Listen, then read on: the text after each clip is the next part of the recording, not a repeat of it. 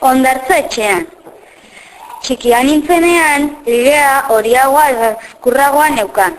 Neguko egunetan, elurretako txanotxurdin bat eramaten nuen. Beti, beto bat, eta noski, 2 urte izan arte, txupetea eraman nuen. Ni oso lotxatia nintzen, eta gutxien gustatzen zitzaidan momentua, nire gurasoak lanera joaten zirenean zen. Txikian nintzenean, asko gustatzen zitzaidan urarekin jolastea, gehiegi. Nire ama bideta urez betetzen zuen, ni panpintxoekin jolasteko. Denbora asko pasatzen nuen bidetan jolasten. Arratsalde batean, bideta hondatza bat zela imaginatuz, salto batez, bidetaren barruan sartu nintzen. Ama sukaldean zegoen. Iskambil askorik ez zegoela konturatuz, komunera joan zen. Eta ni bidetaren barruan negoela ikusi zuen. Ura gainezka zegoen, eta ni busti-bustia.